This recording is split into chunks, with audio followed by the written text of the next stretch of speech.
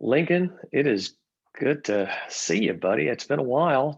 It's been like 3 years. I was in Tahoe, uh, with you guys. I want to say 3 years ago, Gosh, it almost. seems like yesterday. I know it does. That was That's a cool great. trip. Yeah, it was really cool. Thank you again for coming out. It's great to see Yeah. you always. So tell me how you guys have been doing. You and your family, how have you been handling the pandemic? And you're in California, so you guys are slowly starting to come up for air out there and open back up. What's life been like during this season for you? Yeah, I'd say if we had a basement, I'd say we've been locked in the basement for now. um, it's been difficult. I think everybody would say that it's just been a very strange, uh, surreal season. I think for all of us, this was something you see in a movie, not something you live. And so it's just bizarre, but yeah, I had started a sabbatical from church, like, I don't know, 2 weeks before the pandemic hit. So unfortunately, I wasn't able to like go anywhere or do anything, do the things I wanted to go do. But that was the least of anybody's problems. It was just trying to get through it. It was, and I have a theory of the big winners of COVID. I say this every week, or I was early on around the house. I'd go, and this week, it'd be top winners and losers of COVID. And this week, once again, coming in at the top winners of the COVID pandemic, the dogs. Our dogs are stoked. They're like, yes, they're home all the time, and we don't get put in the laundry room ever. This is great. Yeah. Incredible. Yeah. But you probably like any other. I mean, you got a new record now that's out. Yeah. Yeah. So obviously, you've used your time wisely to write and record. Tried to. The record was actually done before the pandemic. It was supposed to come out. We were going to release it into the pandemic, like it was, and then Integrity was like, this might not be the best move. And I was like, yeah, I'd kind of agree. I can't really go support it. Like everyone's, trying to figure out if we're all going to be here, anymore, or, so yeah, the record was done. The strange thing is I feel like lyrically, I actually feel even better about it considering the 2020. So that part's cool. It feels like it had, I don't know, little prophetic nature almost, like, wow, these songs felt like I wrote them during 2020, but they were actually written prior. So prophetic. You're a prophet then. I'll take it. Yeah.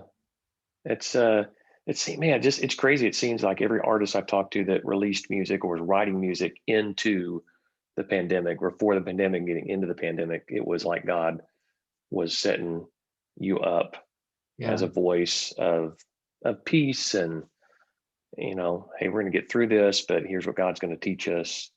Is there one song on the album you feel like kind of wraps that whole mentality up in? Is there kind of a key song lyrically for you on this project?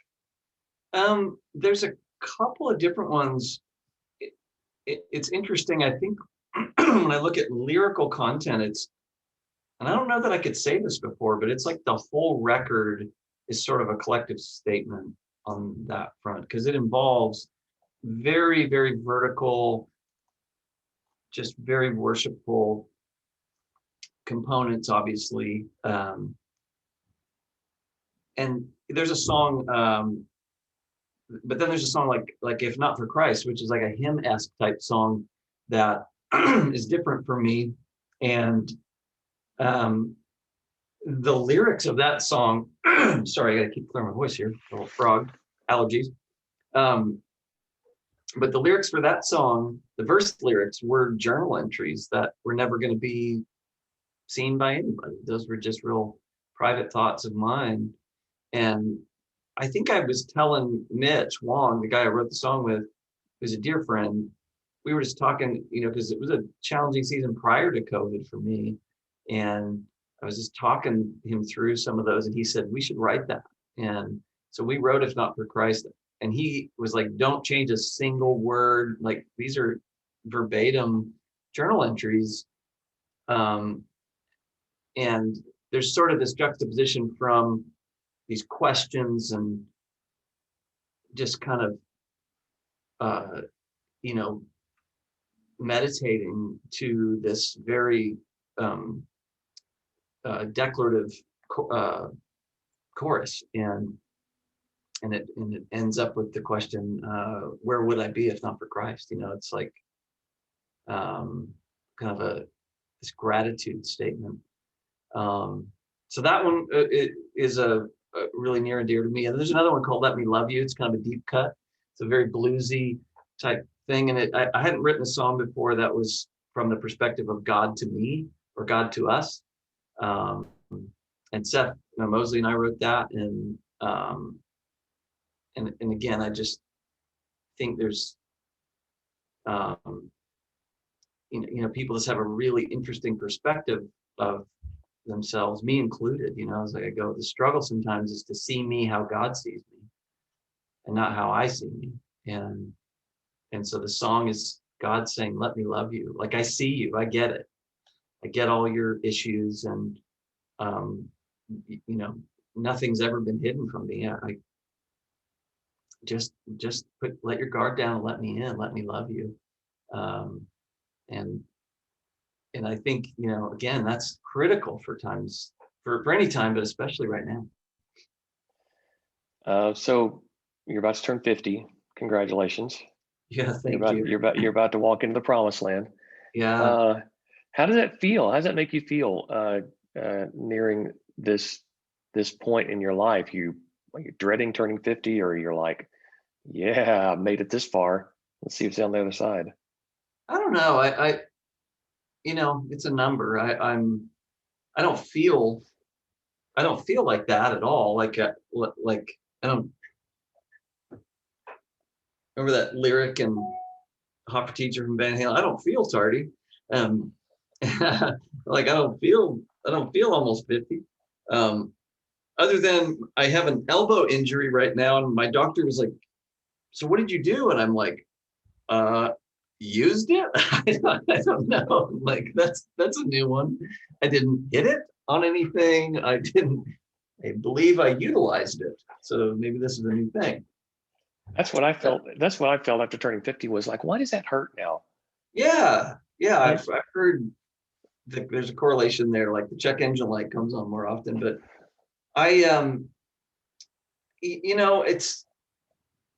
it's a little bit weird, but I've heard, so many people say what a great season the 50s are, and so I look forward to it in that regard. And I think just a really strong sense of new.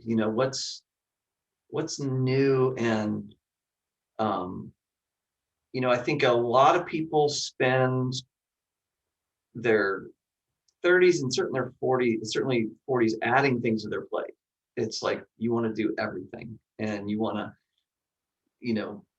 be in charge of and then I've heard that the smart people, when they get to their 50s, go, I need to start narrowing that list and really focusing, and anything that is not a strength of mine, anything that's not life-giving, anything that's not working, just start letting it go.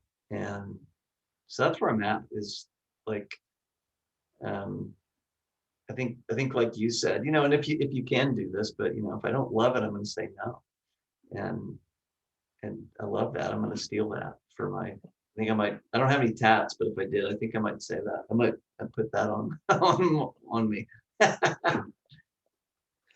Yeah, I'm too old to get in the tat game. That's I don't like needles. So I don't either. No, it's just too painful. That kind of took me out of the game. Yeah. I get those little cheap ones. And you can, Yeah. cereal box ones. I'm terrified of getting a tattoo that's just a little bit off, Yeah. that I don't know. I'm just like, no, that time's past. Because Well, I feel I'll like be, some people get those music notes and stuff. yeah. And I just feel like music notes would just be singing a very sad tune as your skin kind of does its thing. And yeah, it's very Yeah. permanent decision. Well, if I feel like I have to explain who I am with art on my body at this point, I've done a pretty poor job of of living my life. Yeah, So yeah, that's gonna be a hard no for me. Um, hard pass. yeah. So do you need more guitars? I mean, I see two or three I, back there behind you. you know what's crazy? It's not like on purpose. I'm not like a collector. I ended up with a lot of guitars. So I have those, and then literally sitting off to my left, you can't see it. I have like another 8, 10, 12, another 14s, 15, so like on a big giant stand over here. And yeah, it's crazy. And the answer is no. I don't even typically play all of these. I just kind of ended up with them. And yeah, I don't know. It's, Yeah. I guess that's what happens when you play for a really long time. You just kind of end up with a bunch of guitars. You're such a great guitar player. I mean, that's Thank you. understood.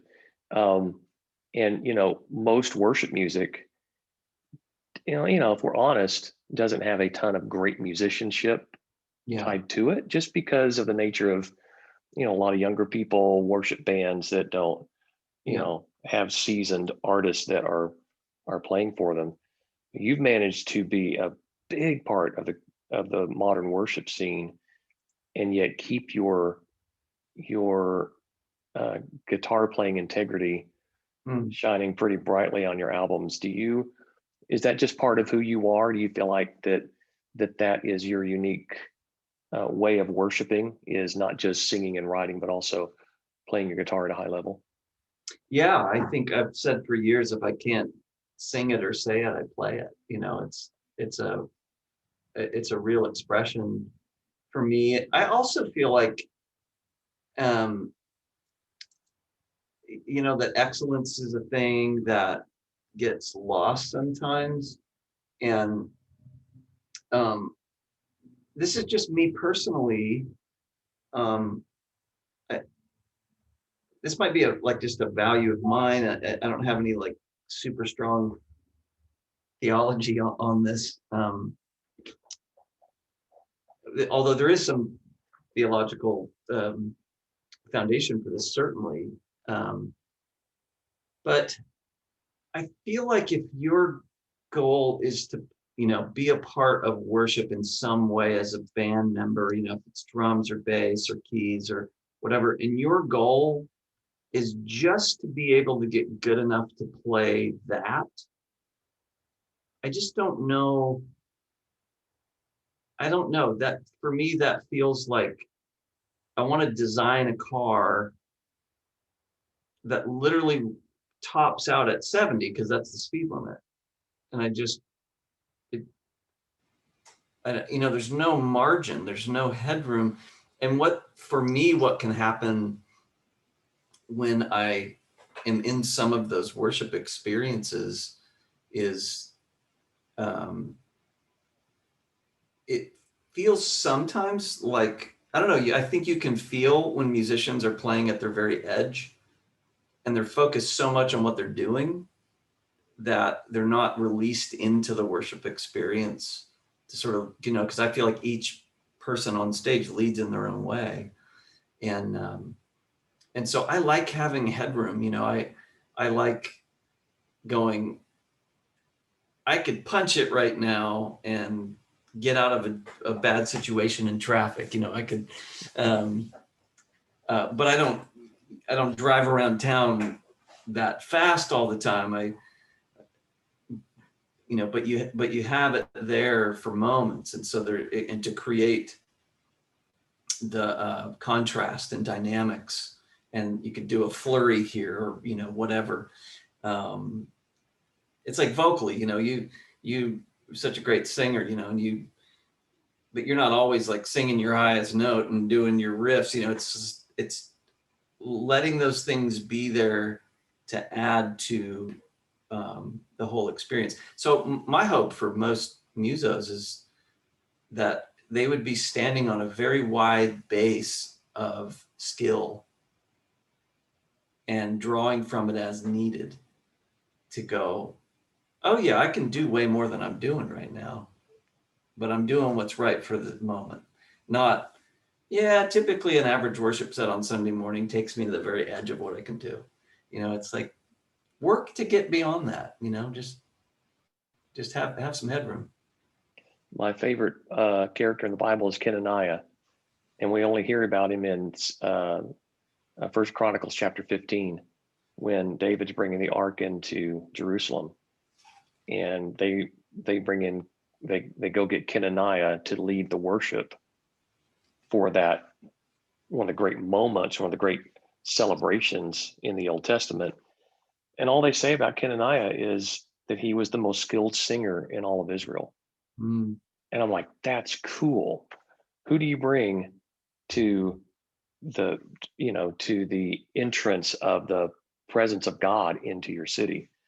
Not just whoever's available. You go get the most skilled singer in the land. And that dude's my hero. And I believe in skill. I think that if you're going to do something, let's do it. God deserves the best we can give him. And I Yeah. love that about you. I love that you don't quit, man. You're not laying that thing down just because it's not a part of traditional worship. You give God what he has gifted you, and you take it to the nth degree. Thank you, Andy. And Yeah, that's, honestly, I feel sometimes like I'm shoehorning it into the music in especially in the contemporary Christian or modern worship settings. As the styles change, it's harder to fit that in. But I go, look, just because something's hard doesn't mean you shouldn't do it. You just go, it's part of what I do, so he's got to make it work. And obviously, if you listen to If Not for Christ, I was talking about that song, I didn't put one in that. We tried some guitar, Hendrixy stuff underneath that just didn't work. But I'll tell you, like, I've been playing now for over 30 years, and I practiced more in 2020 than I have probably in the last 10 years combined. And I didn't get COVID, but I got exposed. I should have, based on I was in a room with 3 other people. One of them had it, the other 2 got it, and I didn't somehow. But I was quarantined for 2 weeks in my studio. And so I was like, well, I'm just going to practice. So I would watch, show like a couple shows I wanted to catch up on. And so I would watch TV shows and practice. And, I honestly had gotten behind. Like I let my chops go for quite a while. And which was kind of weird, like around the release of my Strat, when my guitar came out, that was like all-time low for my chops. I felt like it was hard to play, and I just didn't feel like me. And it's been so nice just really diving back in and practicing hard again. And so I love what you're saying about Ken and I, and just going, God gave us these gifts, and they're different with everybody, but you should make the most of what you have. I don't want to be the Lion King scene, where he's like, you're more than who you've become. That I'm going, no, I worked hard. I kept practicing. I'm literally playing as good as I can play. And I do it for God. And I'll leave you with this thought on that topic. When the disciples asked Jesus, how do we bless you, Lord? He said, bless one another. And so when I'm playing a guitar solo, if that blesses other people, that's good. It's not, I don't have anything to prove. It feels good to get complimented and all that. We all have ego in different ways, and it's not all bad. when it's overblown or overinflated, that's bad. But I always hope that when I play and people hear it, that they'll be encouraged and blessed by it. So, and that doesn't usually happen if it's terrible.